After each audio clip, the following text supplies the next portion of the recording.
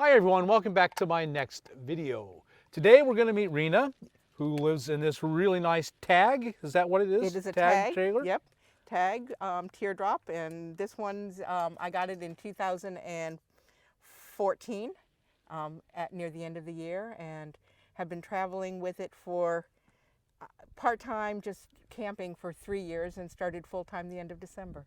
Wow, that's great. So you've been traveling in it enough that you're pretty familiar with it. Yeah, yeah. I knew how I wanted my setup.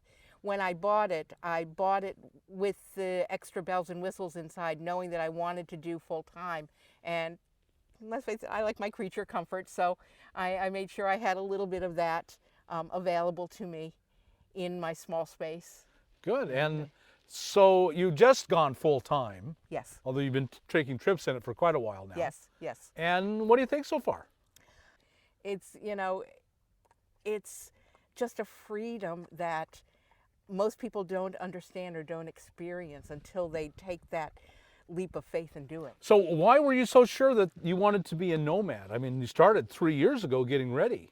Well, actually, what I wanted to do was start 2 years ago, actually full time, and my daughter asked me to wait several years because her children were very young, and she wanted grandma around and have them to really bond well with me. So, at her request, I stayed until her oldest started kindergarten, and after he did this past September, I took 6 weeks with my dog and myself and went out to make sure that this is what I wanted to do before I made the big step of getting rid of my house, of taking this leap of faith.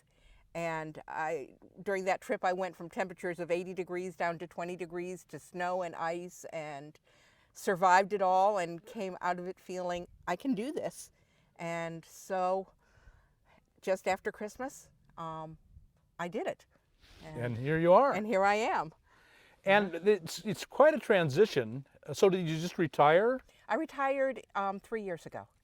So I've had the time to get used to choosing my own time on how I wanted to do things and what I wanted to do. Even having had that experience for the 3 years, it's significantly different than when you're out on the road, because you truly don't have a timetable when you're traveling like this. You make your own, and that's pretty cool, that if I want to go do something, I can do something, or I can stay here, I can converse with the people that I have around me, or I can be isolated and just have my own time. And that's a wonderful choice. For a lot of people, that transition's kind of shocking to the total freedom of it. Even in the last 2 years, you've had a lot of freedom, but you're still kind of restricted by your daughter and grandchildren. And has the total freedom been a problem, or were you ready? I think I was ready. I'd been wanting to do this for a long time. I knew that I liked to travel. I wanted to see things. I also knew, in a very realistic sense, I did not financially have the money to fly here, fly there, Right. stay in hotels, do that sort of thing. I just knew that I didn't have that type of resources. I did have the resources to be able to get a comfortable place to live and a vehicle to pull it, and the choice of where I wanted to go and how I wanted to do, these years in my life. And so there's so much to see in this country, so much beauty and difference between the desert and the mountains and the oceans. And I want to be able to see it all, but even more so, I want to experience the people, because that's what makes this country, the greatness of the people, the way they open their arms and they share things with you. I mean, being part of this caravan as one of the first experiences is an amazing base to start off with, and I'm so glad that I chose to do that. Yeah, I think the caravans are going to be just one of the best things we've done, that it gives you this safety and yet freedom at the same time. Yeah. When you're first starting, it's like there's so much to learn and so much to figure out, and it's like, okay, where do I go next? Is it safe? Is it allowed? How do I figure that out? Going with the caravan, you and Sue Ann and Phyllis and your whole team has done all that legwork for us so that Right. we know that we go as a group and safety is a very important part of it. So Right. I don't worry about, am I going to be safe? No, I know I'm going to be safe. I'm with women that choose this lifestyle as well, but I'm with a group that has had the forethought to plan for those contingencies. Right. And we have had a few problems here and there, and we just have overcome them as a group. Yeah. It really is very safe. Yeah, one of the things that I've discovered, even only the 6 weeks that I've been doing this full time, is you have to be flexible. Yes. You have to be able to roll with the punches. And when we had an issue and our whole group had to move, it takes me 2 hours or more to pack out and get ready to move, and then another couple hours to get reset up again, where a lot of people that are in vans and motorhomes and all the different RVs, it's not quite as intensive Right. to move. For me, it's a big step. It is. But you have a really nice camp here too. yeah, oh, I'm not complaining about Yeah. it at all. You know, it was just kind of like, but then it was like, okay, let's just do it and we'll figure it out. Well, so what went into your decision to go with the Teardrop? You must have considered a van. The funny thing was, I really didn't consider anything other than what I have. About 4 years ago, I was driving down to my best friend's house, and I saw a Tab, which is the big sister to my Teardrop, go by, and I'm like, holy, what is that? And drove and saw the name on the back of it and wrote it down. And after I got home, I started to investigate and go on the internet and see what they were. And my life was changing. I was in the middle of an amicable divorce. But after he and I split, I wanted to be able to go back camping. I wanted to be able to be out in the outdoors. And I found a used tier, a very, very basic one. And that's where I started getting my kitchen set up and everything. And literally within 3 months, I traded that in to get this. So that like I said, I knew I wanted to eventually do full time. And I love the space that I have. I don't need a giant amount of space for me and my dog. I just need my basics, my comforts, and the ability to carry the extra things that I need in my vehicle and do what I do.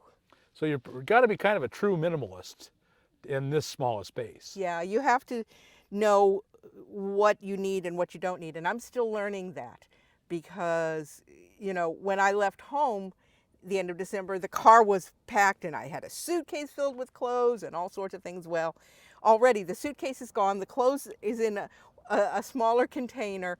Lots of things that I brought, I'm like, I don't need that. It's going into the free pile. Somebody else can use it. And, you know, but on the other hand, there's things that I'm finding that I do need that I didn't know. So I'm making the changes of getting the things that I need. The Tag doesn't come with a heater. Right. I have an electric heater, but I have to run my generator to be able to use it. Right. So I just ordered a little buddy so that I have that. I use the solar, and that helps. But I'm finding that the temperature in my refrigerator is fluctuating. So I took it from a video that I saw you do, and I made a Reflectix cover for it today. And I got Reflectix to put into my windows at night now to try and help keep some additional warmth in. So things that I'm learning, I'm now applying, you know, getting rid of some things that I don't need, adding things that I do. Right. And that's inevitable for all of us. Yeah. No matter how long you've been on the road, that still happens. Yes. Yes. Yeah. And so you're real happy with the Tag. You wouldn't change that? I have mixed feelings. I am thinking about eventually going up like one level so that I have a bathroom, that I don't have to have a potty tent sort of thing. Just because with the Tag you have such small space, trying to take a porta potty in there would take up half of my available extra space that I've made for myself. Right. And so that's, that's one reason that I'm considering maybe going up. The other thing is when it's raining and very cold, cooking outside can be a challenge. Really.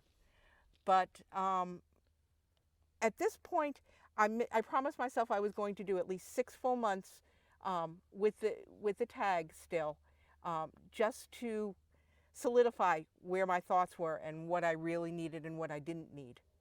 So I'm only into a month. I have 5 more months Right. to see where I go and how I do before I make that decision. A lot of women think that they have to get big rigs. And obviously through your videos and that, they know that they can get, can live through their cars, through vans, those sort of things. But to me, this is sort of an in-between, going up from a van but not getting a big rig. One of the things that was important to me was, I'm 65. I want to be able to do it myself. I don't want to have to rely on somebody to help me hook up, to help me get power, to help me cook. And having this being so small, you have a limited amount that can go wrong, really. Very much. Which is an important thing when you're starting out, when you're doing it yourself. That there's very few things that I worry that I can't do by myself. So having this it's like that in-between step that somebody can take without having to put out a lot of money, but still have something solid around them. Mm-hmm. Yeah, so you get that safety and freedom, and the reliability of not going to be putting money into it all the time. Yes, yes. I know a lot of women who just had to have a Class C or some kind of an RV, and then they just pour money in. Yeah. It just sucks all the money right out of them. Or they find that there's problems, that they buy not a newer one because they don't have the finances to Right. buy it, and then they're constantly chasing their tail trying to get going. I chose to go smaller and learn to live within more my means, and this, it's not as expensive as a lot of the bigger ones. It's more than obviously, a lot of the vans and that, but I think it's a good option for women that are just getting started, that they can feel safe and have more than just the tiniest. Right. thing. In the long run, this is going to be one of the cheapest possible ways you could go. You'll never hardly put a penny into this thing. Yeah.